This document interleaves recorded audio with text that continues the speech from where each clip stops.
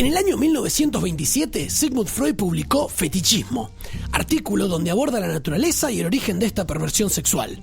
En él, el maestro vienés, valiéndose de sus aproximaciones previas, sostuvo que el fetiche funciona como sustituto del pene faltante en la mujer, siendo el mismo originado en impresiones de la infancia. Además, el escrito introduce un desarrollo metapsicológico clave, al proponer que el fetichismo implica una escisión del yo y una desmentida de la castración femenina como un mecanismo de defensa contra la angustia. Nuestro querido profesor argumenta que el fetiche es un compromiso psíquico complejo, que permite al sujeto conservar la creencia en el falo materno mientras admite la realidad de la castración, siendo un signo de triunfo sobre esta amenaza. Hoy, en Her Profesor, fetichismo.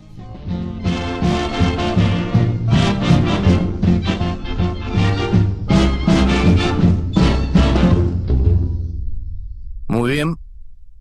Juan Manuel Martínez me hace la seña. Por lo tanto, estamos grabando lo que es el tercer episodio de Her Profesor.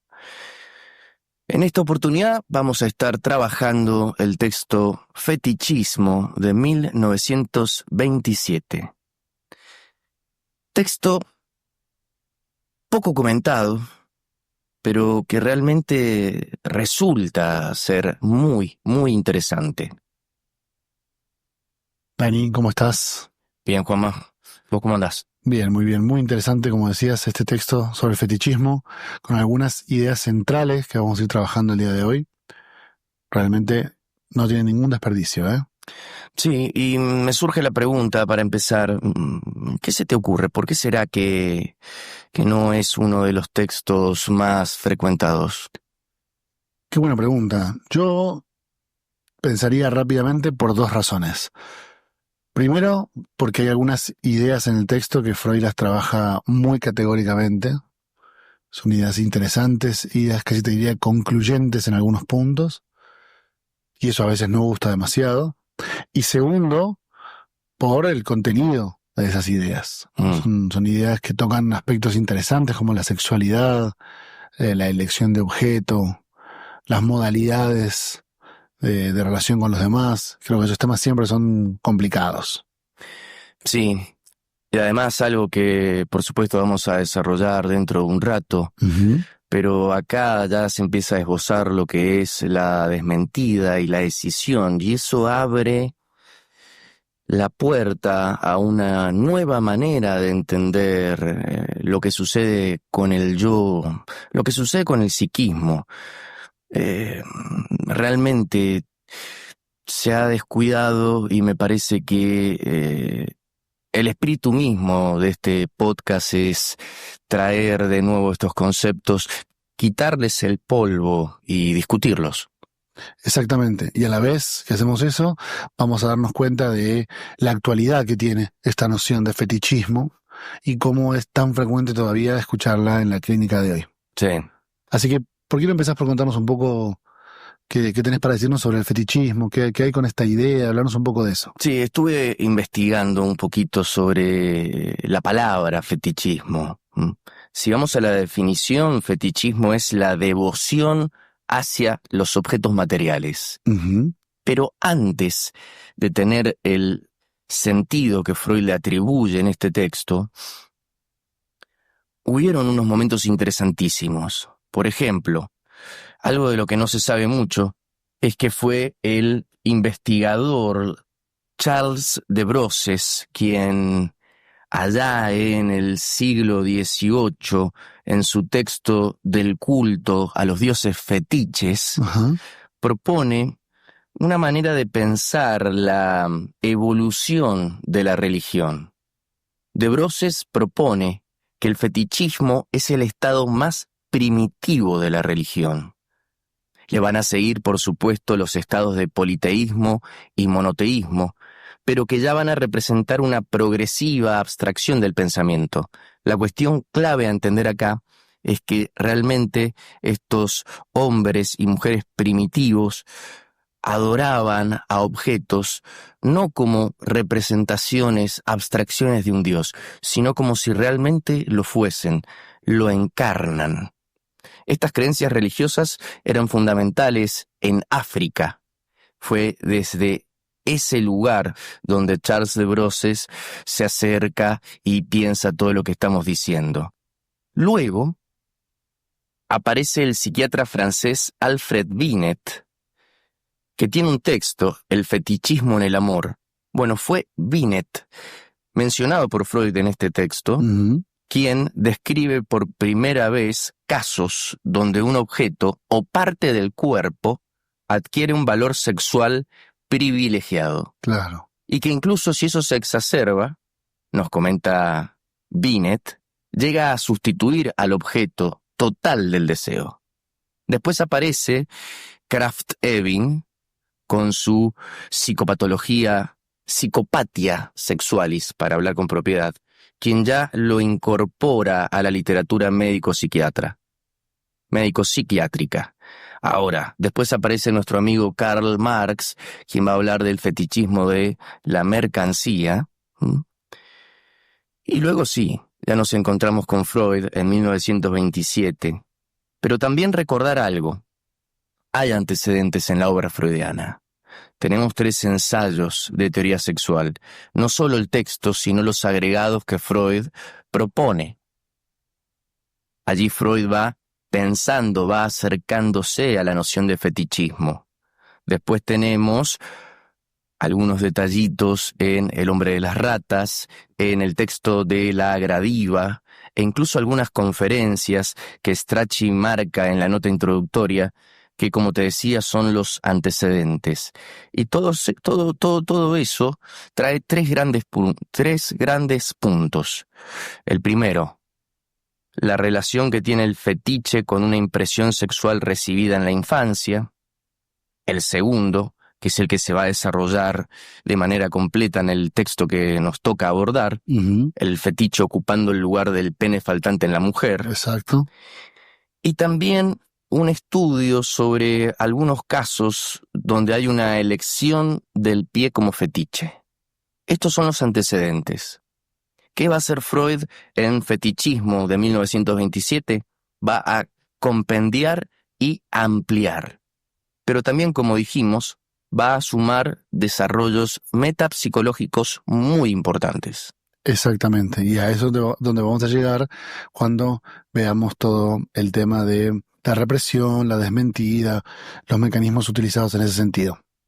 Pero ya esto que nos estás diciendo nos da la pauta para pensar que fetichismo tiene que ver, en todos estos sentidos que mencionabas recién, con el valor que un objeto obtiene, muchas veces además y otras veces en cambio de un objeto de amor en particular, ¿no? Sí, esa diferencia que haces es fundamental. Como si hubiesen grados del más leve al más complejo, siendo el más leve esto que recién mencionabas, el objeto acercándose al objeto de deseo que puede llegar a ser la mujer, para darle ese tinte fetichista necesario para acercarse a ella, y el grado exacerbado, donde realmente es ahora el objeto, el fetiche, el que se vuelve el objeto sexual. La idea de grados me parece sumamente interesante y eso ya podría plantearnos una pequeña introducción para el texto como tal, precisamente porque Freud arranca, no tengo muy claro por qué, eso si querés ahora lo discutimos, con este ejemplo tantas veces célebre, ¿no? del glans, el ejemplo del brillo en la nariz.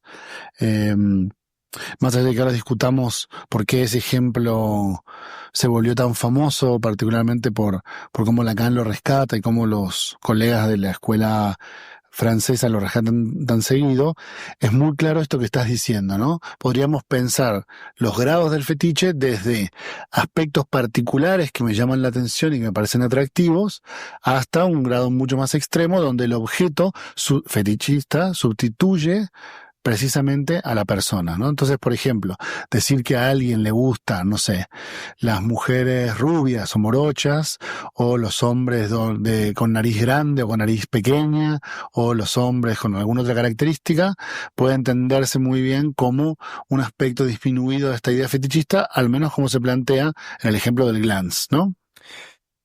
Sí, ¿qué pasó con el ejemplo del glans? ¿Qué pasó? Creo que es una linda pregunta. ¿Por qué un solo párrafo del texto ha tenido tanto revuelo?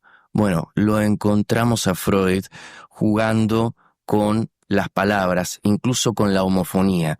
Mira cómo nos movemos del alemán al inglés. Ujú. Y allí ya tenemos circulando al menos una noción que va a aparecer años después, que es la noción del significante. Tal cual. Aquí encontramos un antecedente, quizás, de eso. Completamente. Que en Freud no es raro, digamos. En Freud puede encontrarse, como lo encontramos en otros textos célebres también, como El hombre de las ratas, o en Psicopatología de la vida cotidiana, El olvido de los nombres propios. El caso Signorelli. Exacto, el famoso caso Signorelli. Ahora, me parece que lo interesante del texto es que el texto incluye este ejemplo y un montón de cosas más. Sí. Yo diría incluso muchísimo más interesantes. Quedarse con el ejemplo sería un esfuerzo de reducción que me parece que le termina quitando riqueza a todo lo que aporta fetichismo. Totalmente. Quiero agregarte algo, porque te estaba escuchando y estaba pensando, y me encuentro con una pregunta que me han hecho varias veces. Si uno lee con detenimiento el texto, se va a encontrar que lo que plantea Freud del fetichismo atañe exclusivamente a los varones. Incluso tomemos la primera oración. Ujú. En los últimos años tuve oportunidad de estudiar analíticamente cierto número de varones cuya elección de objeto era regida por un fetiche. Esto surge del estudio de cierto número de varones. Y uno se podría preguntar, ¿acaso la noción de fetiche, tal como Freud la plantea, es realmente exclusiva de los hombres, de los varones?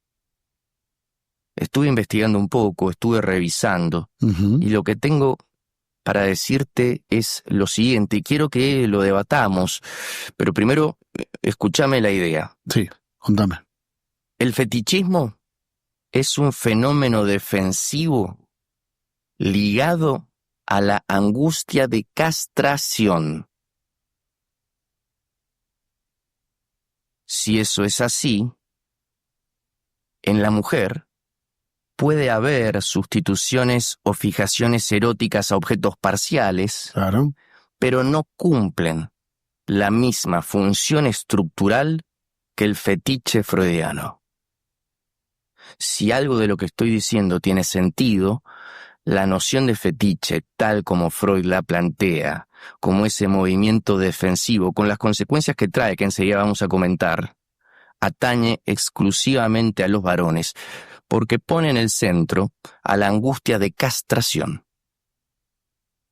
Y por definición, si todo esto que vos decís es cierto, y por definición,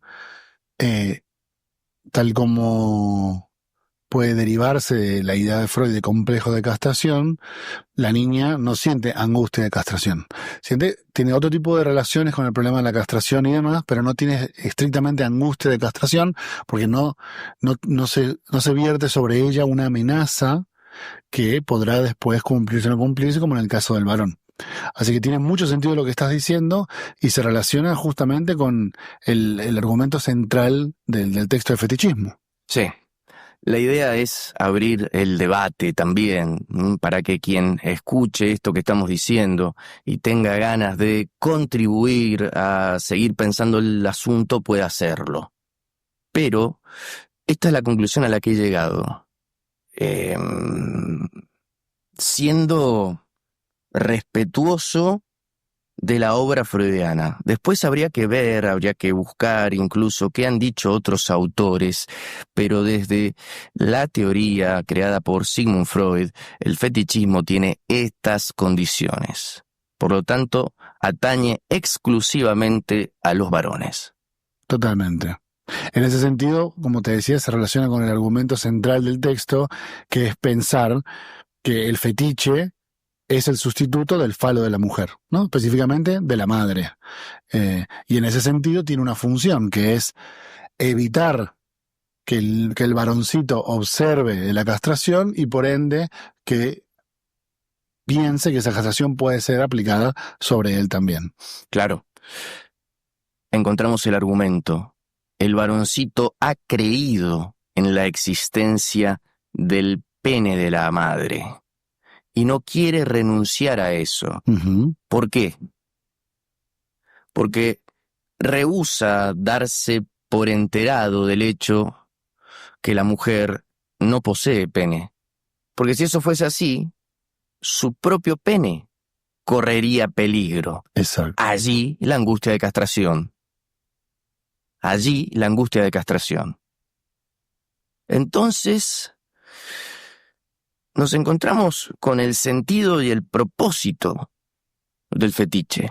Una manera para descreer, que por supuesto vamos a ver que se trata justamente de desmentir una percepción que acontece, que tiene que ver con la realidad. Exactamente. Y que está en el núcleo fundamental de lo que podríamos llamar complejo de castración y más adelante incluso relacionado con el complejo de Edipo, ¿no? Que es que esa castración que se vive como inicialmente como una amenaza que no surte ningún efecto, porque si una fantasía generalizada es que todo el mundo tiene pene, entonces el niño cuando es inicialmente amenazado de perderlo, no le presta ninguna atención a esa amenaza, salvo que si se presenta la situación de poder observar, por ejemplo, a una mujer que no tiene, eso resignifica completamente la amenaza de castración y la vuelve absolutamente plausible. Entonces, en ese sentido, el fetichismo, el uso del fetiche tiene que ver con defenderse, con refrenar todo lo relacionado a la angustia de castración. Sí. Me parece que ahí hemos abordado de manera sintética de qué trata el proceso que está en el núcleo de la cuestión fetichista. Lo que nos debería empujar ahora a pensar justamente cómo Freud piensa lo que sucede a nivel metapsicológico. Porque se da un debate interesante. Trae a Laforgue, René Laforgue, y la idea de la escotomización, Exacto. que Freud va a descartar. Recordemos un poco. René Laforgue, psiquiatra y psicoanalista francés, fue maestro de François Dolto, tuvo correspondencia con Freud, con quien debatió el asunto de la escotomización, que vendría a ser la posibilidad de borrar una percepción de plano. Y además, este señor fue el fundador del movimiento psicoanalítico francés. Uh-huh. Por eso que Freud trae y lo plantea, aunque luego lo descarte, y aunque luego a pie de página se corrija. Así es. Pero dice que no podemos decir que la percepción se borra de plano. Pasa otra cosa. Por eso es que dice, ¿para qué usar una palabra que no corresponde si ya tenemos una que se adecúa? Y empieza a deambular entre la represión y esto que él va a llamar la desmentida. Y es interesante porque dice, reservemos el término represión para el afecto. Exacto. Y empleemos el término desmentida para el destino de la representación. Por lo tanto, escotomización, nos dice el propio Freud, resulta inadecuado, no se puede usar en estos casos. Y en este punto que a esta altura del texto pareciera como una disquisición un poco quisquillosa y no demasiado explícita, más adelante va a ser central para poder entender cuál es el mecanismo que está en juego en el fetichismo. Porque al fin y al cabo la escotomización, digamos como una analogía del escotoma, digamos una parte que no se observa, que no se puede ver, no termina de cumplir los requisitos que Freud piensa para el movimiento que hace el varoncito cuando observa y al mismo tiempo no observa, digamos, cuando acepta y al mismo tiempo desmiente el hecho de que la mujer no tenga pene, ¿no? Exacto. La percepción se conserva, pero también se la resigna. Exacto. No se borra, se conserva, pero a su vez se la resigna. Esa idea es muy importante. No quiero adelantarme demasiado, pero es muy importante porque distingue, por ejemplo, lo vamos a ver en un ratito, lo que sería un movimiento más propio y más típico de la neurosis en el sentido represivo, de un movimiento incluso más extremo y más grave como el de la psicosis. Es como si esto que está describiendo Freud tuviera este doble funcionamiento, ¿no? Por un lado se percibe, por otro lado no. Una forma muy característica que yo recuerdo haber aprendido de mis profesores, que caracteriza la cuestión fetichista, es el sí pero no. Sí, pero no. ¿No? Sí, es la manera en la que didácticamente se enseña los efectos de la desmentida. Exacto. Sí, pero no. Exactamente. Cómo coexisten en el mismo plano la percepción de la falta de órgano masculino en la mujer y al mismo tiempo su desmentida. Sí. Lo que pasa es que esto que estamos diciendo trae consecuencias para el yo. Sostener dos premisas contrarias, sí, pero no, produce lo que va a ser llamado como la escisión del yo. Exacto. Hay una alteración del yo, hay una malformación del yo. Se escinde.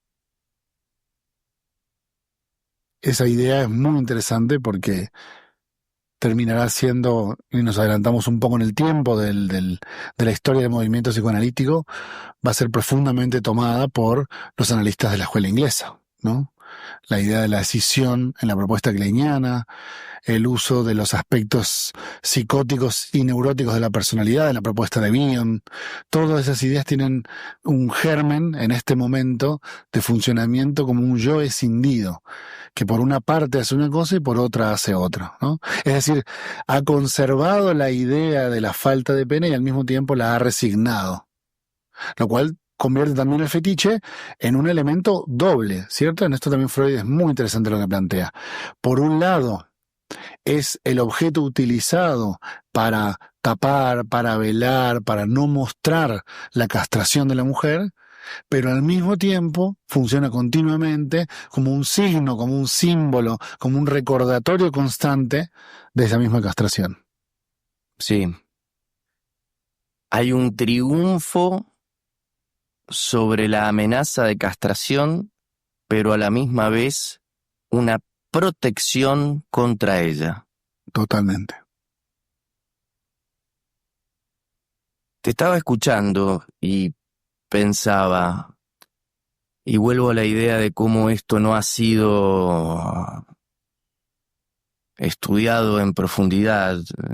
No se me ocurren en este momento los motivos por los cuales eso ha sucedido, pero sí me lleva a una dificultad, a una dificultad de pensamiento incluso. ¿Cómo puede ser? Se escinde el yo. Muy bien, la desmentida causa la escisión del yo. Por un lado, algo que se atañe, que se aferra a la realidad, y por otra parte, justamente otro fragmento del yo que sigue apostando por lo que su deseo propone. Uh-huh. Ok. Tenemos dos partes. Totalmente. Dos partes. En ese sentido es una evolución de la teoría de la represión, digamos, una evolución de la noción de represión clásica que Freud la piensa exclusivamente para conflictos neuróticos. Acá lo que tenemos es un mecanismo bastante más brutal, bastante más radical, que lo que hace es permitir una división que, a su vez, implica la coexistencia de dos aspectos contradictorios. No la represión de uno de ellos y luego el retorno de lo reprimido, ¿no? Sino la coexistencia de dos elementos que se contradicen entre sí. Un yo que está escindido en un proceso defensivo, justo como dice Freud, ¿no? Sí. Sí, sí, sí. Y ahí es donde aparece esta complicación de la que te hablo. Porque se delimitan partes, quizás tomando a algunos autores posteriores, zonas. Tal cual. Y yo me pregunto, ¿qué hace que el foco, la luz, caiga sobre una de las zonas y no sobre otra? ¿Cómo puede ser que eso juegue y que a veces prime lo neurótico sobre lo psicótico o viceversa? Ahí hay un movimiento clínico que me resulta interesantísimo, pero todavía me parece que necesita más desarrollo. Totalmente. Siendo estrictamente sincero, yo diría que en Freud ese punto que estás resaltando muy bien y que es muy interesante no termina de resolverse del todo. Pero haciendo un poco de trampa y valiéndonos de algunos autores post-freudianos, yo tomaría dos elementos rápidamente como para responder esta idea tuya que es tan notable. Por un lado, la necesidad defensiva en cada momento, es decir, cuál es la cualidad defensiva que requiere cada situación, y por otro lado, los montos de angustia implicados en cada situación. Eso puede producir la aparición de un aspecto o de otro. Sí, sí, sí, me parece que ahí tenés algo. Me parece que ahí tenés algo y con esto que estás diciendo me estás aclarando bastante la duda que recién tenía. Es interesante tu idea, realmente. Y ahora que hemos dicho esto, y ya nos estamos adentrando en el mundo de los fetichistas, te quiero preguntar algo porque sé que tenés ya una idea, lo estuvimos comentando fuera de micrófono. ¿Cómo sucede la instauración del fetiche? ¿Qué pudiste rescatar de ese punto del texto donde Freud empieza a hablar sobre los pies, los zapatos, las pieles, el terciopelo? Bueno, un punto central, el que estás mencionando, quizás uno de los puntos más entretenidos de todo el texto, donde Freud se pregunta básicamente, digamos, por parafrasearlo un poco, ¿por qué la elección de tal o cual objeto y no otro? ¿No? Y en ese sentido, Freud recurre a una hipótesis muy interesante, que es la idea de que el objeto fetiche estará construido en función de la última impresión anterior a la impresión traumática. Ok. Es decir, me explico porque si lo dije de una forma un poco compleja. Si la impresión traumática, por impresión traumática entendemos, obviamente, la observación de los genitales femeninos. Allí la angustia de castración. Exactamente. El objeto fetiche se construirá en función de la última impresión anterior a eso. Por eso, por ejemplo, la idea de que el niño va mirando hacia arriba, va desplazando su mirada hacia arriba, y entonces las impresiones anteriores son, por ejemplo, un pie. O un zapato. O un zapato, exactamente. Ok, sí. Y supongo, escuchándote y pensando en lo que leí, que si la mirada sigue avanzando y se detiene en la zona del vello púbico, nos encontramos con lo que luego hace símbolo de eso, como puede ser las pieles o el terciopelo. Exactamente. Y además las prendas interiores. Exactamente. Que vendría a ser el último resguardo. Porque si quitamos eso, nos encontramos justamente con el punto que angustia. Exactamente, que es la falta de pene en la mujer. Entonces, las prendas interiores pueden ser el último bastión de defensa antes de esta percepción traumática. Por eso, todos estos elementos que acabamos de mencionar son integrados luego por el fetichista al acto sexual, ¿no? Entonces, gente que, por ejemplo, incluye la cuestión de los pies, de los zapatos, que le pide a su pareja que se vista de cierta forma, con ciertos trajes, con cierta ropa, con cierto tapado, o que incluso se deje la ropa interior puesta. Y allí me llevas de nuevo a esta idea que planteamos hace un rato de los grados. Ahí tendríamos una manera en la que el objeto fetichista colaboraría para acercarse a la mujer que lo horroriza en su castración, y no el grado extremo en el que el objeto en sí se convierte el objeto sexual. Quiero agregar algo, sé que ya estamos por hacer la pausa, pero recién hablábamos de una mirada que va del suelo hacia los genitales. También, por supuesto, se podría plantear de arriba hacia abajo, y allí nos encontraríamos con el fetichismo del pelo, de las trenzas, punto que supongo que desarrollaremos después, y también el fetichismo de las manos. O sea que realmente hay una cuestión de la mirada desde distintos ángulos, dirigiéndose hacia la zona de los genitales, deteniéndose en ese punto anterior a la impresión traumática, como decías, y eso vendría a dar al menos una idea de por qué la elección de tal o cual fetiche. Excelente. Bueno, ¿qué te parece si en este punto que acabas de escribir también hacemos una pequeña pausa y volvemos? Dale, hacemos una pequeña pausa. Esto es Herr Professor, episodio 3, fetichismo. Otro amigo de la casa, el psicoanalista Roland Chemama, define en su diccionario del psicoanálisis al fetichismo como una organización particular del deseo sexual o líbido, tal que la satisfacción completa no se alcanza sin la presencia y el uso de un objeto determinado, el fetiche, al cual el psicoanálisis le reconoce como sustituto del pene faltante de la madre. Aclarados los puntos, regresamos con Herr Professor.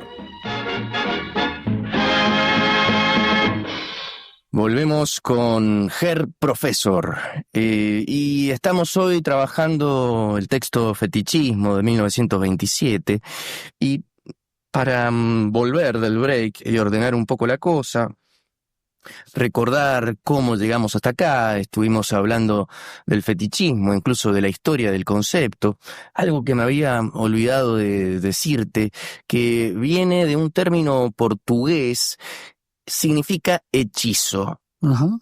Y como te dije hace un rato, Juanma, esto nos lleva a la historia de la religión, a ese momento en el que había una devoción hacia los objetos materiales. Realmente era una forma de creencia o práctica religiosa. Ciertos objetos eran dioses, no representaciones, no símbolos, sino eran los dioses, portadores de poderes mágicos, sobrenaturales, que protegían al portador o a quien lo adorase de fuerzas naturales que podían dañarlo. Tal cual, tal cual. Es una idea primitiva de la religión, ¿no? Porque aún hoy en día la religión sigue usando algunos elementos como objetos en un sentido simbólico, ¿no? Viene a representar la deidad. Sí, y quiero agregarte algo que estoy pensando ahora mismo. La cuestión está en que, mirá lo que decíamos recién, porque Binet lo lleva por el lado de la devoción hacia el objeto material, pero Freud le agrega la protección. Y eso es interesantísimo. Es interesante. Claro, la idea de que el objeto protege contra, en el caso religioso, contra fuerzas malignas, en el caso psicoanalítico, precisamente de aspectos que no se quieren observar. Ahora, cuando hablaba sobre el objeto como deidad, me vino a la mente un ejemplo, ¿no? Por ejemplo, del libro, no sé si lo tenés en la memoria ahora, pero del libro de El Señor de las Moscas, esa novela donde, bueno, esos niños se quedan aislados, más allá de la trama en cuestión, precisamente la deidad está ejemplificada en ese libro por la cabeza de un cerdo, la cabeza de un chancho.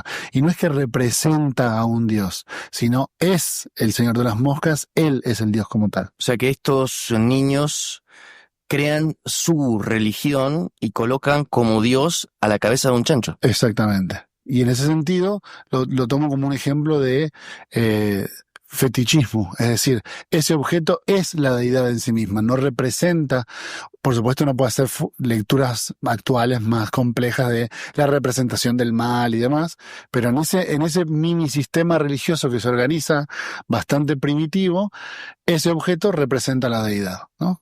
A diferencia de, por ejemplo, solamente para explicar, cómo hoy en día una cruz puede representar a Dios, un objeto puede representar a Jesús. En el caso de la cabeza del chancho, es el Dios en sí mismo, ¿no? Bueno, interesantísimo. Nuevamente la literatura aportándonos para seguir pensando del asunto.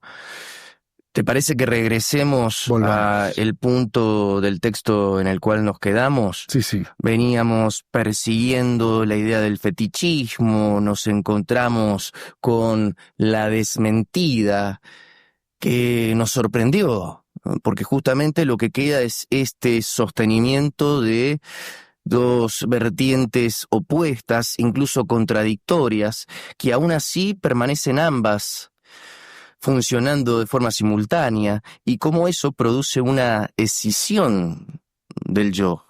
Exacto. Escisión acá entendido como una alteración en la organización misma del yo. Totalmente. Y que en el próximo punto del texto Freud va a relacionar con mucha razón con el funcionamiento en la neurosis y en la psicosis, ¿no?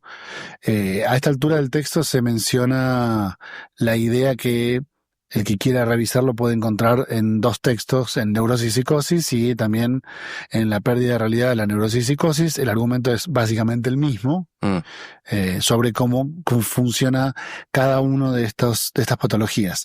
No, sin perder de vista que Freud las plantea en este momento a la luz de su segunda tópica, ¿no? Está tratando de... Estamos en 1927. Exactamente. Está tratando de mostrar los usos prácticos, digamos, de la segunda tópica. Entonces va a entender a la neurosis como una capacidad del yo de aferrarse a la realidad, de las exigencias de la realidad, y aplastando y opacando un poco los impulsos que requiere el ello, y a la psicosis precisamente como lo contrario. Una fuerza muy grande que proviene del ello, y el yo, siendo incapaz de aferrarse a esa realidad, se desprende de ella y la pierde. Sí, la verdad que el esfuerzo de síntesis es no solo asombroso, sino también bastante claro e intuitivo. Acabas de, tomando el texto, resumir de qué trata la neurosis y de qué trata la psicosis, entendida desde la segunda tópica. Exactamente, ¿sí? Y acá lo usa justamente para, bueno, como vos decías recién, retomar la idea de desmentida, ¿no? Es decir, cómo el yo había en su momento desmentido un fragmento sustantivo de la realidad, precisamente que es lo que estamos hablando hoy, que es la observación de los genitales, ¿no? Bueno, lo que hace el yo del fetichista, y cito a Freud, con el hecho desagradable de la castración de la mujer. Exacto. Es una forma de operar sobre un fragmento de la realidad que, si bien es importante y es sustantivo, al mismo tiempo genera dolor y sufrimiento. Por eso el aparato se defiende de él, ¿no? Y ahí Freud trae el ejemplo de dos jóvenes. Cierto. Que es curioso porque vuelve a traer el vocablo escotomización, pero lo pone encomillado. Sí, sí. Hay cierta ironía en ese uso. Ironía, me parece. Hay una pequeña burla intelectual ahí, me parece. Sí. ¿No? ¿Y de qué trata este ejemplo? Bueno, se supone que estos dos jóvenes no habían reconocido la muerte del padre. Y allí es cuando Freud empieza a jugar con la escotomización, para terminar diciendo que no habían escotomizado la muerte del padre, más que los fetichistas la castración de la mujer. Entonces trae a la desmentida para pensar el caso de estos dos jóvenes, y que nos dice que en la psiquis de ellos solo una corriente no había reconocido la muerte del padre, pero existía otra que sí lo había hecho. Y volvemos a lo que planteamos hace un rato. dos corrientes opuestas coexisten, Exacto. una junto a la otra. La actitud acorde al deseo y la actitud acorde a la realidad. Y eso nos lleva a la cuestión que recién debatíamos y que me ayudaste a pensar y a entender, que es justamente el funcionamiento de un yo escindido. ¿Por qué? Porque en uno de los casos la escisión pasó a ser la base de una neurosis obsesiva, nos dice, de mediana gravedad, pero había una oscilación también. Este joven oscilaba entre las dos premisas, una en la que el padre seguía con vida, postura que no es acorde a la realidad. Claro. Si el padre seguía con vida, podía estorbarlo en su actividad, en su desarrollo como hombre, pero también estaba la postura contrapuesta, en la que sí se tomaba en cuenta a la realidad y no al deseo, y eso le permitía a ese joven tener el derecho de ser el heredero del padre. Increíble. La verdad es que es una idea muy notable, porque creo que puede verse muy claro en lo que acabas de explicar, cómo el fetichismo, o como algunas otras escuelas le llamarán después perversión, pero me parece que no es lo más correcto en este momento llamarla así, funciona como un punto intermedio, un modo de funcionamiento intermedio entre la neurosis y la psicosis, ¿no? Porque de estas dos vías que decías recién, dos premisas que coexisten, Freud termina diciendo, bueno, en el caso de la psicosis, una de estas, la que realmente está acorde a la realidad, que es que el padre efectivamente ha muerto, faltaría efectivamente, ¿no? Entonces ahí tenemos como tres modalidades de relación con la realidad. Neurosis, psicosis y esta manera escindida que trae las dos zonas en cuestión. Exactamente, que tiene dos tipos de funcionamiento, que depende de las modalidades de angustia, como dijimos hace un rato, y en la que pueden literalmente coexistir estos dos aspectos que son claramente contradictorios, ¿no? Entonces, me parece que para el desafío clínico, este dato es un hecho central. A veces observamos pacientes cuyo relato notamos que es de una gravedad mayor que la de una neurosis, en el sentido de neurosis clásico, ¿no? Me refiero a conflicto con el deseo, representación inconciliable, represión, retorno de reprimido, ¿no? Las clásicas neurosis de transferencia. Pero no llega a ser, digamos, un paciente que niega la realidad absolutamente o que ha creado un delirio total en la realidad y podríamos decir, bueno, es una franca psicosis.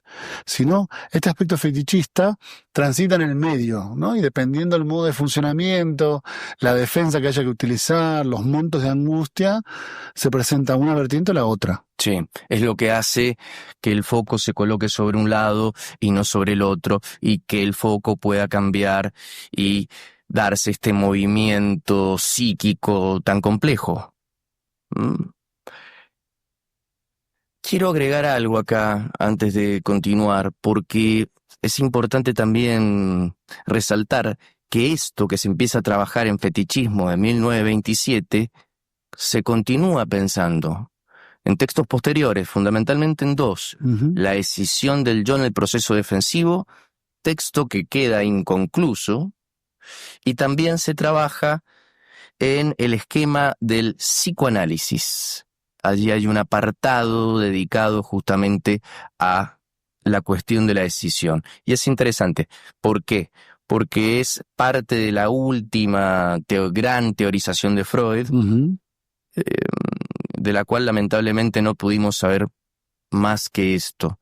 Pero realmente todo apunta a que fue una de las cosas que Freud no pudo terminar de concluir y que quedó a medio camino de pensar. Tal cual. Y por otro lado, como ya lo dije, pero vuelvo a insistir sobre eso, que es el germen de los desarrollos de la escuela inglesa, ¿no? Sí.